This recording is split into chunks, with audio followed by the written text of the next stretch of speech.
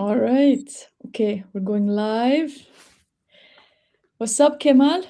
Hey Jude, How how you are you? doing? All good. End of the year, just wrapping it up. Yeah. End of the year. Oh, for you, it's like midday also, right? Or do you start early as well? PM here in beautiful Dublin. Beautiful Dublin. It's 5 here, like 5 p.m. Yeah, in Istanbul.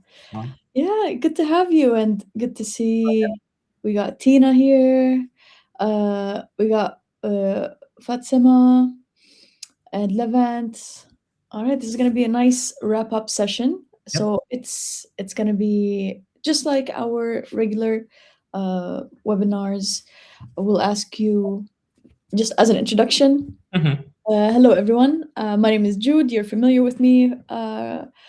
So yeah, good to see some familiar names in the chat. Hi, Tina.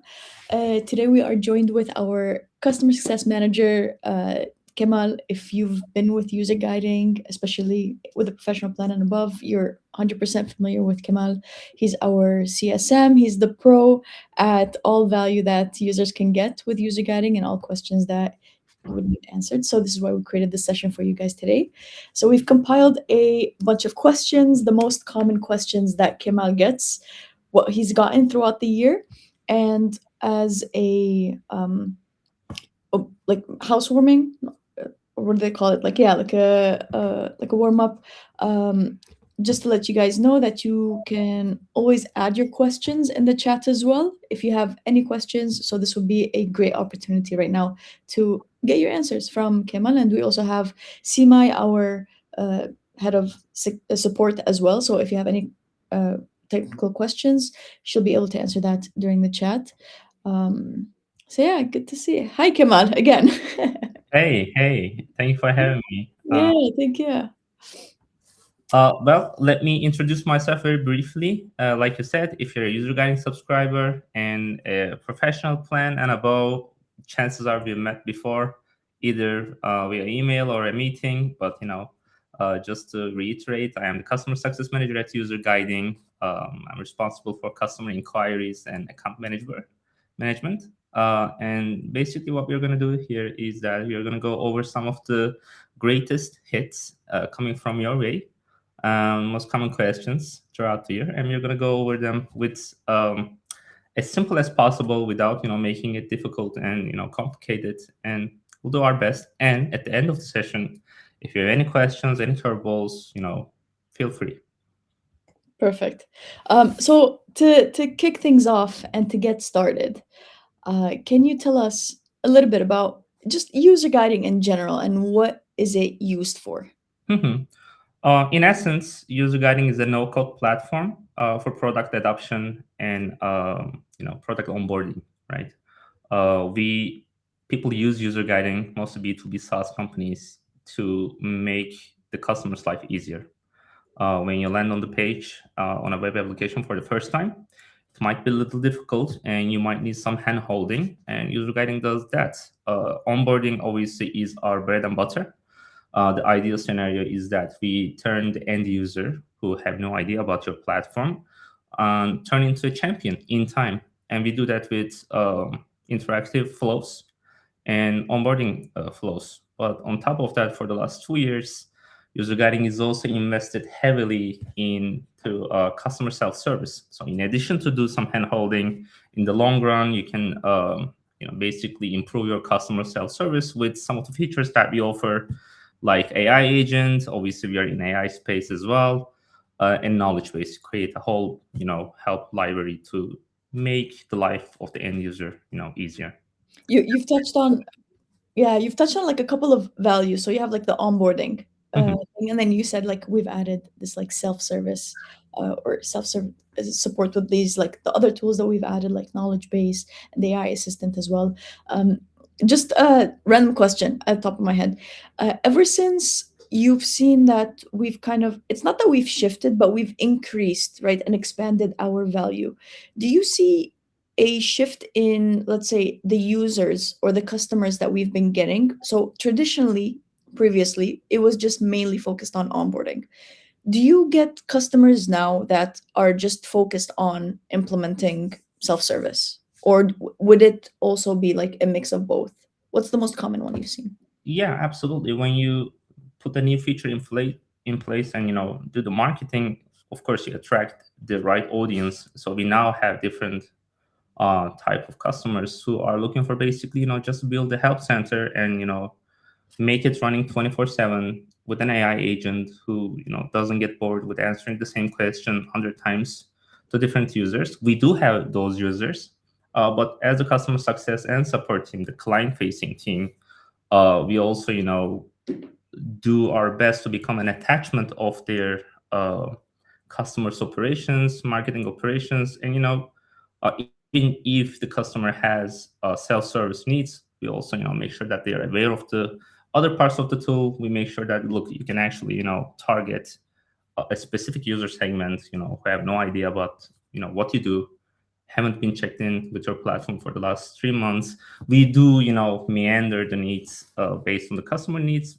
But yeah, I mean, since we develop different feature sets in the toolbox, we do have different types of users with different needs. Yeah, makes sense. Because the nature of user guiding is very versatile. Mhm. Right? You can do so much with it. So let's say you're a company, right, and you want to get started with user guiding. So how can you set it up, and how much engineering work is required? Because we do provide a solution. It's a no-code solution that is very, I guess, easy to install. So what does that process look like? Yeah, absolutely. I mean, being a no-code platform is our bread and butter. That's our backbone. That's our promise. The only engineering work, ideally, I mean, you're gonna need with user guiding is at the beginning, and it doesn't take more than an hour of your engineering work. And I'm talking about tubs. It's basically a line of code that you copy and paste to your script. If you could go to settings and installments. So this is the code installation, right? This is basically an example code. You copy this and add it to your source code just as a line of code. And if you're using Google Tag Manager, you can also install with that one as well. And that's pretty much it. User guiding is up and running in your platform. That's all it takes. That's it. And I love this button that we've added as well to just like directly email it to the developer. So it's really cutting that steps that you would need to take, and they just receive it right then and there. Um, is there a way to check that the code is installed correctly or not? Yeah, we do have a Chrome extension, right? Mhm. You can also run a diagnosis. This is a troubleshooter Oh purpose yeah, as well. So if the code is installed, basically it's just going to show you a green tick that the user guiding script is running. But alternatively, you can also just drag and drop and build your first guide with very simple effort and see if it's working. mhm. Um, let's see the next one. Here we go. Uh, is user guiding heavy on the servers? So because we've added the code, Mhm. will it slow down the website? Uh, no, user guiding actually doesn't get into way of your own servers. It's working on the customer's end, right? It just loads on the customer's end, and it really doesn't slow down your services. It's really light on your infrastructure. Yeah, that's pretty much it. Nice. And because we're adding it to a platform, Mhm. so can it also be used in a staging environment for testing? So Yeah. would that be the same code, or is there a different code? How does that work? Well, if it's the subdomain of your main web application, if it's a subdomain of the root URL, you don't need to add another container. You basically add for UserGuiding.com, and it's going to work for staging.userguiding.com as well. And we do encourage our users, especially for bigger teams, to install user guiding for their staging environment as well. I mean, use user guiding for their staging environment as well. It just makes your life easier because you can build the materials on the sandbox, see how it looks. I mean, if it feels right. Once you get the green light from different stakeholders, it could be marketing, UX, and product team. Once everybody's aligned, you can simply migrate those materials with a simple URL change at the Mhm. configuration and switch it from staging to live environment. Yeah. In short, yeah, we do encourage people to at least try it out in the staging environment first. See how it looks like, dip the toe in the water first, and then go live with the materials. You always come with metaphors. It's always great. I'm always learning new metaphors from you, Kemal. Just a question. So let's say, yeah, like you've added the code to the staging environment. Mhm. What is the method for switching it to the production? So would it be, let me share the screen again. Because I know that we have like maybe two different methods, but I would like to understand from you which one do you um like recommend. So would it be having two separate codes installed in separate environments? Because you can also just have the same code but change the URL. Yep. That's what I meant at the beginning. If the staging environment is part of your root URL, you don't have to install two separate codes. The first Mm, one on the main website is just going to work fine. But if you have a completely different web application, a mm, website for your staging environment, you're going to need to install that one as well. And once you configure that, it's really all about page targeting. mm, You're just showing now. You're just going to change the targets, and if you're using a different container, different script, at the bottom of the page, you're going to see that container option as well. You can either select staging or live, depending on your use case, and mm. that's it. Have you seen any like complications with this process, or is it just as it's easy and applicable for all companies as well? Not really. I mean, it also depends on the customer's end as well. If you have a very complicated internal process when it comes to staging and live environment, of course that takes a little bit more, a couple of more steps on the customer's end. But in terms of user guiding and the setup itself, no, it's as simple Yeah, as. very simple. Yep. Let's say I have more than one product, right, or more than one website. Is there a limit to installation, to the codes that I can add? Yes, depending on the subscription type you have. Uh, Mm, for example, if you're using our freemium plan, we're just going to let you use the platform on one application. If you are using a starter plan, we're going to let you know that you're able to install user guiding for two different products.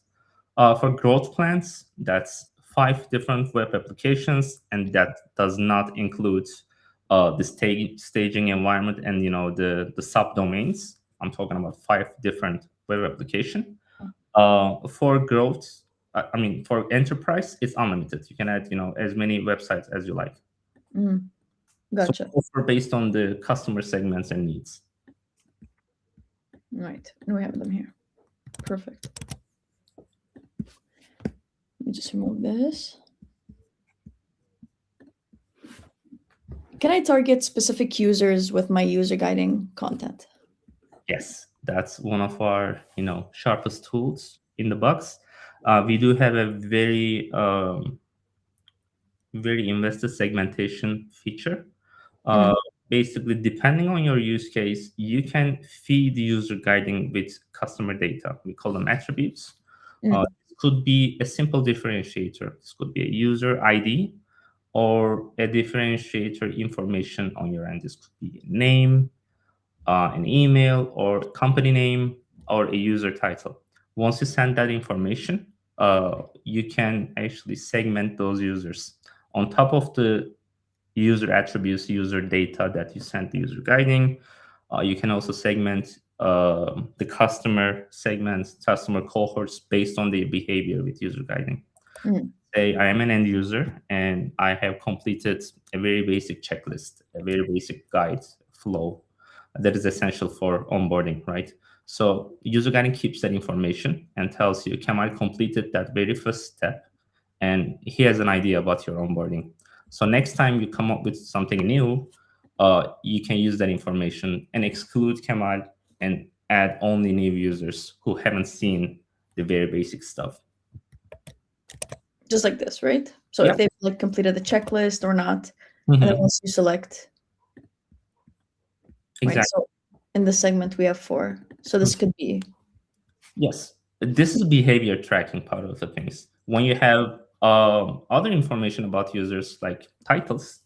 Mm. Let's say I am an end user and I don't have a title, but Jude is a manager, right? We don't have to necessarily see the same stuff on the web application. Maybe some of the things, information, tooltips, and flows that you see on the web page is more complicated, requires more advanced knowledge, and I might not get that idea. So you can, target two different segments and come up with two different set of onboarding materials tailored according to our needs. Now, after I've created a segment, how can I target them? You add the name of the segment and you Okay. save the segment on the right button. Right, we save it. So once we save the segments, whenever you're creating a new material with user guiding, you're going to have the configuration tab on the editor. On the configuration, you'll see the audience segmentation. Mm-hmm. That gives you a couple of options. You can select everyone or only yourself. Only yourself means the people who have user guiding extension registered under your team, or a custom segment. In this case, we are going to looking for the people who have completed a list, right? So once you do that, the material that you create is going to be visible to only a certain cohort and no one else. Nice. It's that easy. Yeah. Sweet. Have you seen any like complications, or not complications, but what if you want to target like multiple segments, for example? Yeah, you can add different segments for the same content. User guiding allows you to do that. You basically add another segment, and from there on, we have conditions. If it matches, includes to that segment. Mm-hmm. If it doesn't match, don't show the content to that user. So you can also exclude. Yep. Nice. Awesome. And what kind of customization options are available? So when it comes to user guiding, what the themes, the colors, the branding, how does that look? Mm-hmm. Obviously, user guiding is an add-on, right? I mean, it's a third-party application that you use to, not depend on the developers when it comes to, announce and, come up with onboarding flows and, come up with something, very urgent to let your customers know. But at the same time, ideally, the customer would like to make it look like a native part of their application, matching with the rest of the web page. And we do allow our users to, use it as a playground. You can build your materials in real time. You can create a theme and basically create a template that's going to be matching with everything that you create, so you don't waste your time every single time you create a new material. Or you can do it on the specific page of the specific configuration of the material. But yeah, from here on, the color plate, fonts, it's all available. And if you like to go a little bit advanced, we have the we have the CSS builder as well. So if you like to add a little bit more advanced customization, we also offer that to more tech savvy users as well.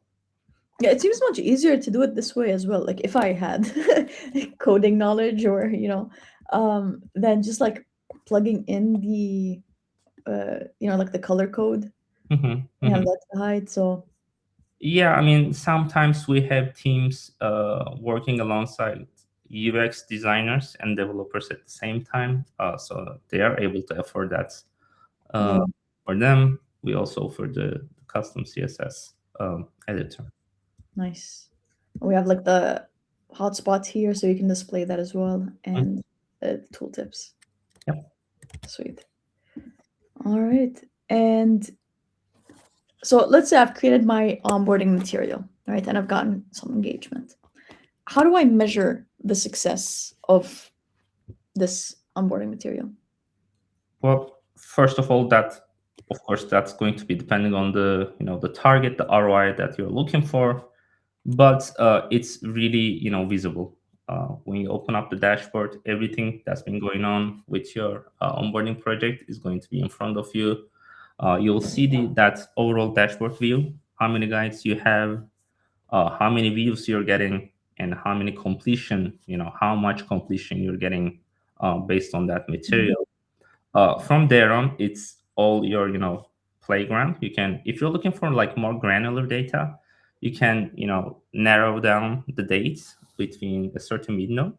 And once you have that time window, you can actually, click the peaks or the, the dates, and that's going to, give you a list of users who have been interacting with that material. And from there on, you can, see who clicked it, how many of them completed the material. If you're tracking a button, how many of them clicked the button and went to, the target URL. User Guiding allows you to, track that behavior. And once the data compounds over time, let's say you've been running this onboarding project for a couple of months now, you're going to have all that customer behavior information available for you moving forward. So, depending on the outcome of your project, you can always pivot your strategy if it's working, or depending on, if it's working or not working. If you're seeing the customers engaging with the material and seeing the ROI, being hit, that's great. You can keep it as it is, and move forward with that learning. If not, you can always change the strategy. Let's say Jude's for some reason is not clicking to my checklist and not completing. You can always target those users who are not really reaching that ROI rate, and target them later on to help them a little bit more with some more hand holding, a little bit nudge to reach that step. Yeah. I don't know what happened here. We on our on the playground account, but yeah, we've got this was like the most since what, like October of interactions. I did have a question. So when I opened it here, when I clicked on this graph, right? You say like, we get the list of users, and even when I click on it, then you can have more information about said user. I know that on this account, this sample account that we have now, the user IDs are set like this. Let's say another company chooses to have another way of, for example, like identification. Let's say first and last name, that's like usual, or email. Would that appear here, or is it always like numbered? Depending on the customer needs, you can also use emails as a user ID, but we always, recommend users to send a user ID in addition to names and other customer information, right? Sometimes they have multiple web applications and running multiple projects, so it's always a good idea to have a unique ID for each user, so it doesn't get, bump into each other Yeah. with projects. Is that possible to have like the same user ID, or?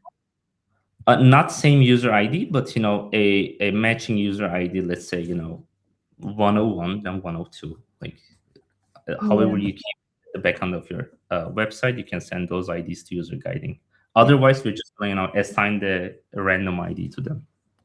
And with the analytics that we get here, is there, like, because usually, of course, like different companies, most companies, they have a pretty big tech stack, and they wouldn't just refer to user guiding to get their product engagement analytics. How does the integrations work, and what kind of data do we send? We do have multiple native integrations. If you can go to integrations page on the settings, it works two ways with most of them. What I mean by two ways: sending data and receiving data. We do have some of the the honorable mentions are obviously HubSpot, Intercom, Amplitude, and Google Analytics, because that's as you mentioned is part of most companies' tech stack. So we are working very well with those platforms. It's a native integration, so you don't have to again bring in your developers, or it doesn't require engineering work. We activate it depending on your plan. If it allows, you can activate it on the panel, and it guides you with the next steps. Let's say you're keeping a certain CRM data at your HubSpot. This could be a group of trial users that you would like to target with onboarding, right? you can push that data to user guiding and use that segment as target cohort, right? So then you can, target those users and help them out to discover your platform, to make that trial window easier for them, to turn them into paid users, or vice versa, right? You can also send a cohort, send a segment created with user guiding, but like, let's say, a certain group of people are power users, they're engaging very well with your material, and you would like to send them out an automated email series on HubSpot. You can create a segment, push that information to HubSpot, and target them with a email flow later on. Yeah. So it's I was gonna mention like the automation as well, because you can, with that data and the analytics that you can get, you can, make it a whole workflow. So like as an example, it could be something like user completed their checklist, right? And you want to send them an like a congratulatory, like congratulations email. So this could be like automated where, user A completes once set checklist is completed, then it sends this information to HubSpot, and then through an automation on HubSpot, they can, you can activate that email. Exactly. Funny enough, this was the next question. So can you connect user guiding with other tools we're using? Is there any other honorable mentions or other use cases that you can think of when it comes to like, the advantage and the value of maybe integrating user guiding with the other tools? Working at the customer success and account department, I really like our Slack integration. Look, sometimes you don't have to log into user guiding every day to keep an eye on what's going on. Survey is a very powerful tool that we have at user guiding, and most of our users are making use of it very powerfully. At user guiding, we also use surveys, NPS and CSAT type of surveys, to keep the finger on the pulse and see if our customers are happy, if there is any friction, if there is a pain point. We always strategically ask certain questions to our users. Are you happy with user guiding? Or if they complete a certain step, or try the new feature that we recently released, Jude, how do you like it? We always keep an eye on those answers. And I don't always log into my user guiding profile every day. I do, but Yeah, of course, but yeah, hypothetically. So we have an integration with Slack. So whenever any user NPS or CSAT survey is being answered, we push that information to Slack, and it's going to show up on your Slack. Jude gave this survey this answer or this score. So you're going to be able to who gave an answer to your survey, what kind of feedback they provided. If they give you a score between 1 to 5, you can take action based on the results. Let's say you're running a customer success operations and you're getting not really scores from some of the higher echelons of your customer segment. You would like to check in with those customers to make sure that if there's something predictable or manageable action before it's too late, before the customer slips away. Yeah, while you were like talking about this, I was thinking just from like a statistical, or let's say like research standpoint, where actually you can have surveys, they could be like identical, that's fine, but then you would like target your different tiers, and then through those analytics, then you can kind of understand, let's say you have like different plans, right? And then you can kind of understand you know the enterprise customers, how are they evaluating, or are they even answering the surveys, or then you can have like the medium size or like the small size. Yep. So even from a statistical standpoint, other teams can also make use of this data, especially with like the Slack integration. As you said, people use Slack every day, right? As you said, you might not be logging into the user guiding panel every day, but you're going to get that notification, and you can also take quick action. And this is, all teams would have access to it as well. Yep. And, I gave an example from a customer success standpoint, but this goes for many different operations. If you release a new product feature, you can also run a survey for that.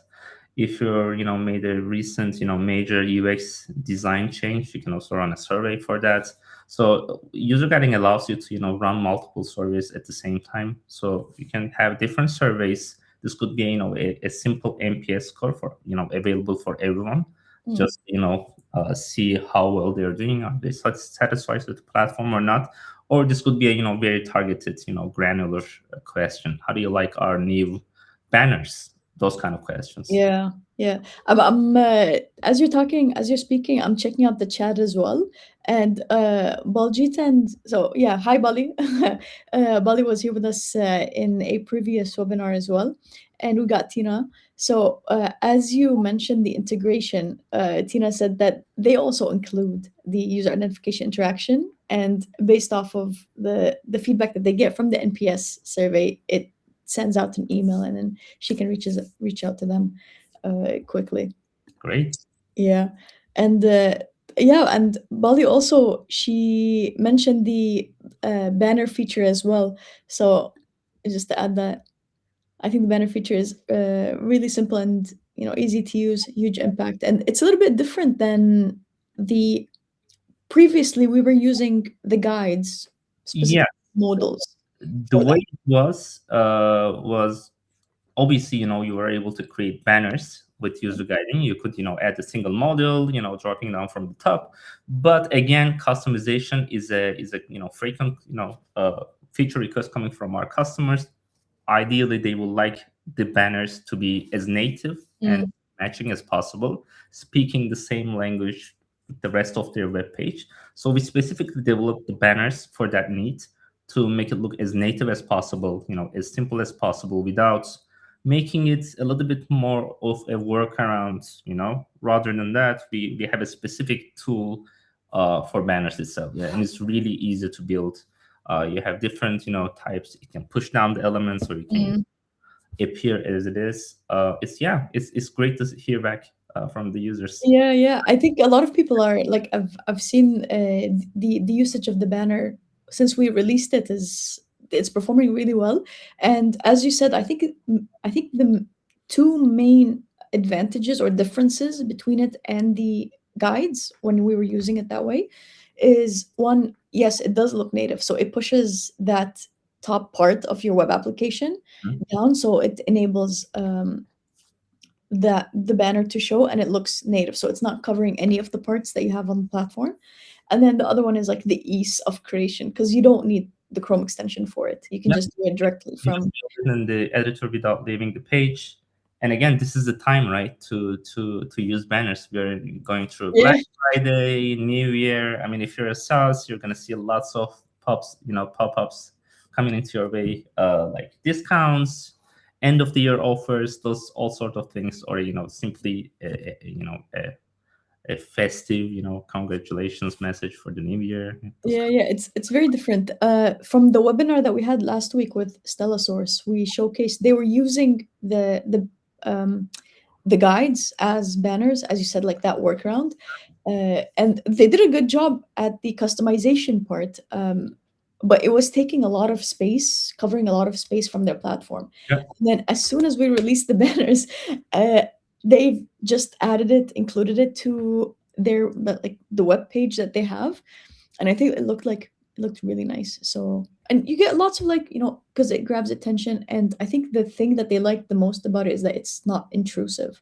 Like they wanted to showcase and they wanted to display and they wanted to communicate an event or an update with their users, but they don't want it to be intrusive for their users while they're doing the platform. So it's yeah. just something just to keep there. Yeah, it's something very minor but high impact. No, yeah. I mean, it is. It seems minor, but we ideally we like to practice what we preach at User Guiding. So we're claiming to be a non-code platform, making your life easier. It's drags and drops, and that's it. You're ready to go. And that was a feature request coming to our way from customers, right? And that was a valid request. So we took that into consideration, and now we have banners. And Yeah. glad to hear that it's working for many of our customers. Yeah, it's really great to see. And the other two features that we have are the knowledge base and the resource center. So here's my question, Kemal, and I don't know if you've been getting this as well, but as I've been also having like some user interviews with our customers, there seems to be a confusion on the terminology between what a resource center is and what a knowledge base is, and which, like, what is the difference, what is the value of them, Mhm. and does one overlap the other? So can Uh, you, I yeah. think also the confusion is coming from the terminology, like you said. They don't overlap necessarily, but they benefit from each other, I will say. But simply put, knowledge base is a help center, right? Just like a regular help center that you have. We are also, using our own knowledge base at User Guiding. It's basically help.userguiding.com, right? That's our whole help center where we, pile up our help articles, anything related to your, use cases. Resource center itself is a widget, right? It's a feature that we use at User Guiding. Consider it as a information hub where you can add anything and everything related to your customer journey.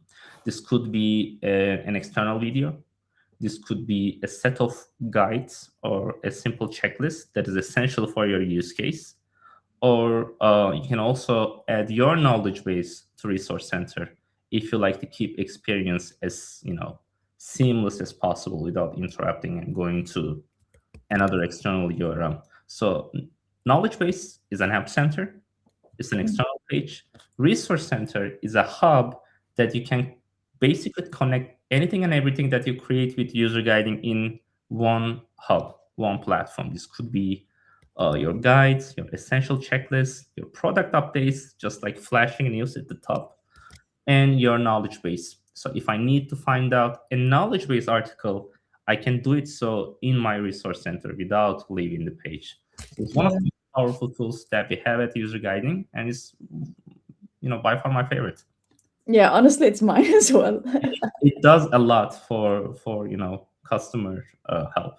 Yeah, yeah. I really wish like every website had this, not just like platforms, like Mhm. every website where it's, I don't know, it really grinds my gears when two things. One is like if I was having trouble looking for a functionality, let's say, and I know it's there, maybe it's like a feature that a platform promoted, but and then, I was intrigued, and then I sign up and I'm looking for it and I can't find it.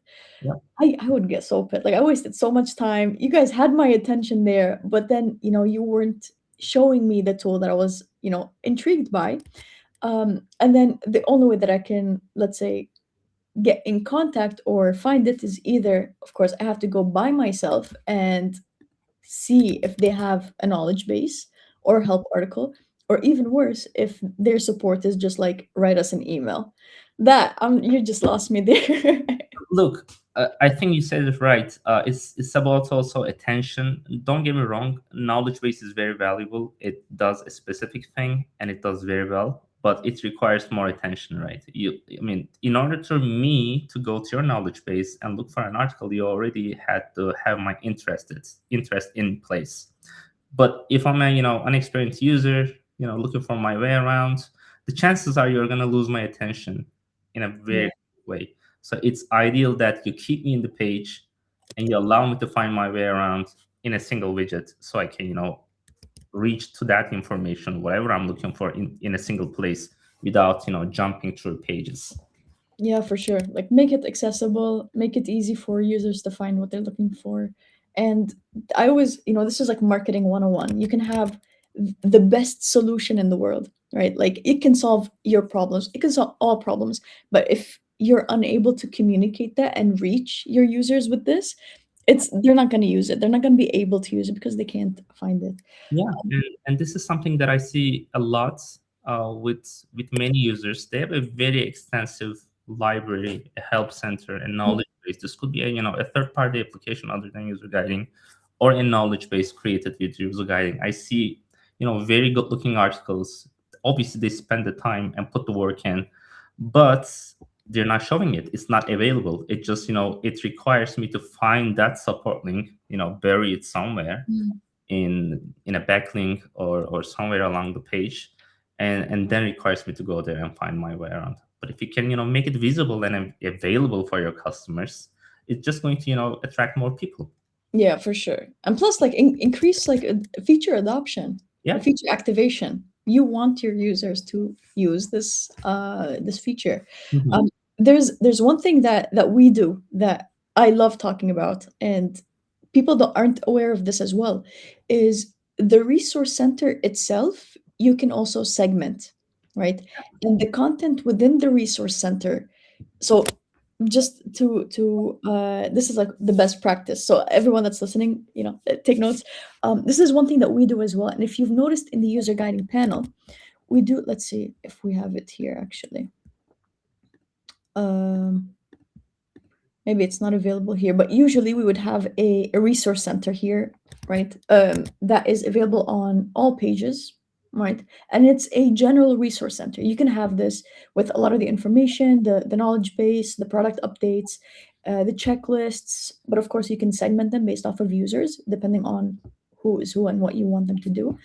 But then for the a little bit more complex places, or let's say there's some pages where you see that users are struggling with doing that functionality, or they're having there's friction there. So what we did is also we've added a separate resource center with materials that is just relevant to that page in the installation page, right? So if you guys were to go to the user guiding panel, then you'll notice that the resource center that we have here changes to just user identification, because this is the part where it needs just a little bit more technical help. And we've added all the resources that dev teams and anyone that's using user guiding, to complete that installation part. What do you think about that? Yeah. Uh, Kemal, have you seen other companies do this where they would like segment the research center? Yeah, many of our customers, after we always talk about the best use cases, and they have different, especially bigger companies, they have many users, and you don't want to bomb the all user segment with the same information. Mm, Having a resource center is a good idea, but making it complicated and with filled with unnecessary mm, information is not a great idea. So ideally, you like to have a clean cut resource center, resource center with relevant information for the right cohort. yeah, makes sense. Makes sense. Moving on. So, what is an MAU and how does it work? What is the difference between unidentified and identified users? Yeah, this is a very common question. This is probably most one of the most asked questions. So MAU is a monthly active user, right? So by default, here's how it works. You add user guiding to your script, and regardless of your material creation, if I go to your page where the user guidance script is running, it's going to count me as a user, right? Because I'm landing on a page where user guiding is running. Again, it doesn't necessarily mean that I'm engaging with your materials, but I am visiting the page where user guiding is running. And by default, it's going to assign me a random ID based on my browser attributes, right? This could be like a gibberish ID. Uh, but if I go ahead and close the browser, go incognito, or basically visit the same page again after 30 minutes after finishing my web session, is going to count me again as a new user. The reason is it's not tracking me with a unique ID. It's depending on the browser attributes, and browser attributes can be unreliable sometimes, right? Mm, We always advise our users to identify their customers so they can track the behavior and keep the MAU consumption under control. Once you identify your users, it's just going to make more sense because you're going to keep everything under control, and you're going to know that I visit your page 2 times today as the same user, right? So MAU is the monthly active user. If you identify your users, you're going to be able to track the behavior, remember the user, and it's just going to help you with the compound data in the long run, and keep the MAU consumption under control. If you do not identify your users, uh, again, it's just going to count me multiple times, depending on my behavior. So that's MAU. Yeah, and this also has to do with like the privacy and security that we provide our users as well. So because like our users, they have the option of sharing the information of their users however they want, even if they have the user guiding code installed on their web application, we still don't have any of the users information. No. So and I know that other companies as well, let's say they don't want to share all information that their users have, or they want to have a um, like a different way of identification, let's say by numbers Hmm. as opposed to first name last name. This is something that's doable as well, Yep. correct? Correct. Nice. So oh, hold on. Does my MAU reset each month? Not necessarily, because MA calculation at user guiding doesn't necessarily goes to zero at the beginning or ending of each month. The way we calculate MAU is a rolling basis. So every day it refreshes itself, right? And it takes into consideration the number of people that's been visiting your page for the last 30 days, right? And it's actually, helpful for you because, let's say at the first day of the month, you have a peak, like lots of people visited your page, unusual behavior, and that's basically going to burn up your MAU, and then you're gonna end up with no users page space for the rest, rest of the month, and you don't want that.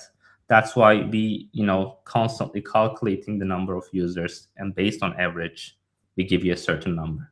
And what if we go over?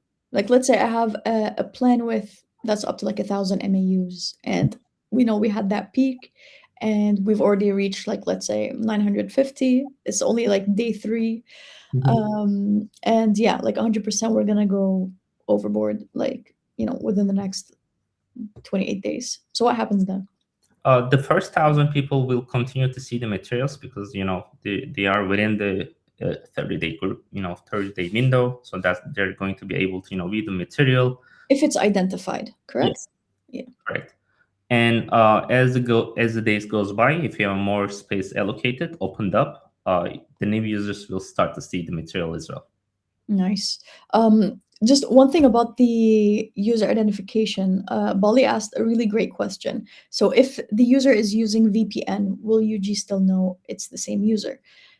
And Sima answered, yes. If you enabled the user identification, then I think it's like regardless, right? It's irrelevant. So their location, their browser session, it's irrelevant. So basically, let's say Kemal at user guiding logs in. It doesn't matter where you're logging in from, which device, as long as that's the identifier and you've logged in, then it's going to count as one. And no matter, as you said, like if you've engaged with the material or not, it's going to count as one user no matter how. Awesome. uh we do have one last question for you, so if anyone in the audience would like to plug in any of the questions, we do have a couple of minutes, guys, so we can go over that. And that question is, so how does the subscription work? Do I need to commit annually? Is it like a Spotify subscription? Like, how does it work? Yeah, it is pretty much like your Spotify or Netflix subscription. You can either go for monthly or annual. For monthly subscriptions, no strings or whatsoever attached. You can use it as you go, and cancel anytime. Right? There's no commitment, nothing. Right? You can cancel anytime. For annual plans, uh, there are some benefits because it comes with discounted Mm. prices. Right? If you go annual, obviously you're going to get better prices. That's Yeah, as simple as it. Any other subscription model, just like any other subscription model that you have, like yeah, Spotify or Netflix. yeah. Is there any like installation fee? So when you get started with user guiding, is there any like something other than the plan? No, what you see is what you pay. That's it. I mean, Mm, there's no hidden fees, no surprises along the way. Whatever you see on the pricing page is what you're going to pay at the end of the day. Nothing else. nice. And back to that MAU question. So if you exceed the number of MAUs, we don't charge as well. No, we don't overcharge you. Yeah. And the plan doesn't automatically upgrade either. it's all based on your preference. We don't overcharge. We don't automatically upgrade your plan or whatsoever. Again, what you subscribe to is what you're going to pay at the end of the day, and that's it. If you like to upgrade, it's all depend on your preference. It's on demand. So if you need to upgrade, you can go to subscription page and upgrade and increase your MAU or cancel, God forbid. But other Nice. than Yeah. that, you know, that's as simple as it. Sim, I added a small note regarding the MAU. So if you do exceed the MAU limit, your content will stop displaying until there's new openings in your MAU. As the days go by until the end, I guess. Nice. Awesome. Just checking the chat here. I don't think we have like any questions. Simai's been doing a nice job at adding the help articles, engaging, and I'm so happy to see some engagement from like Bali, Tina. Great to have you guys here. And just as a final wrap up question for you, Kemal. This is like top of my head. Right, what are you looking for? Like, what are you looking forward to in 2026? And this goes to like everyone in the chat. So, do you guys have any plans? Anything, manifesting? We're over resolutions, let's say, but it's more like, is there any new outlooks for the new year? Or did you learn anything new this year as well? Oh yeah, tons. And thank you everyone for teaching me lessons every day. Getting the customer tickets and requests to our way every day. And for the new year, we just like to, ideally keep the robot rolling, and help our customers and make sure that they are using the platform very well, increase the adoption rates, all sorts of things. Yeah. As a CSM, when you have meetings with customers and clients, do you see any like missed opportunities for, let's say, like they're using just like one or two features, or they're using UserGuiding in one way? Uh, do you usually see like some potential for expansion, let's say, or Yeah, change? in many cases, yes. And that's why our we always encourage our customers to book meetings with us, Mm, discuss these kind of things to see what we are offering, and to make sure that they are getting the value of their money. They're spending money at the end of the day for this tool, and we have many tools in the box. We are we are evolving into a one platform that's offering many solutions to customers. So it's always a good idea to check in with your customer success manager, and basically ask if you're doing the right thing. You're using this feature, but not using this feature. Is there any opportunity point that we can discover? We'll be happy to help. yeah. Tina did have a question, and I think it's a great question. Do you find that users prefer videos as parts of guides? So they would like display, in the middle, or embedded, as opposed to step-by-step instructions. How short should the videos be to keep their attention? Or maybe it's like a separate use case. So sometimes you would use videos for a purpose, and then sometimes you would use interactive guides for a Yeah, purpose. definitely. Depending on the use case, let's say you have a very complicated dashboard. You're using it for tax compliance, right? Obviously, the user is going to click lots of different places. Is going to fill different forms, and adding tooltip to each one of them can be a little bit intrusive and overwhelming for the customer. So in those cases, a little video or a GIF, might help. What we also, advise to our users is that you can, shrink the video and up the speed and turn it into a GIF and add it to the model, Mhm. show how to do it in a single model, popping up to the customer instead of slowly showing different, like 10 different tooltips in a single page. Depending on the users, right? All it like different user cases, different use cases, different user bases require different actions. But if you have a very complicated, dashboard, a little video or a little shrink, shrinked video of just, Mm. can help. Is it GIF or GIF? That's the question. One thing I would like to mention, two things, Tina, is I would say one. you can try an A/B testing, right? You can segment users, two different users, and see how they engage with it. And the second thing is, maybe reflect on it yourself. So as Kemal said, if it's something that would need more like functional guidance and step by step, I would go with the interactive guides, right? Or if it's something that you think is a little bit general and can be quickly done, or in like 3 seconds of a video, and I think that would make sense as well. And there's this other option of, if it's a long video and you want it to be, and it has like interactive parts in it, it doesn't need to be one guide, it could be like multiple guides and a checklist just to break down. But yeah, like I guess it's a little bit more more of a use case specific, depending on what you want to achieve. If it's like feature adoption, probably an interactive guide. Yeah, and Yazan, hi Yazan, good to see you here. He added his input as well, so he thinks that like a video link through external site makes sense. It keeps us track where users drop, which helps feature releases.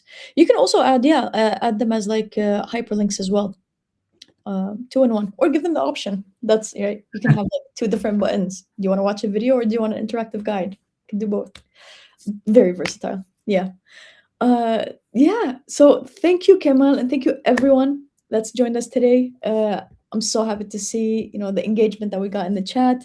Wishing everyone a Merry Christmas, Happy New Year, and yeah. Any last remarks, Kemal? Anything looking forward to? Well, thank for having me, and thank you for the audience. Thank you for joining everyone, and happy holidays.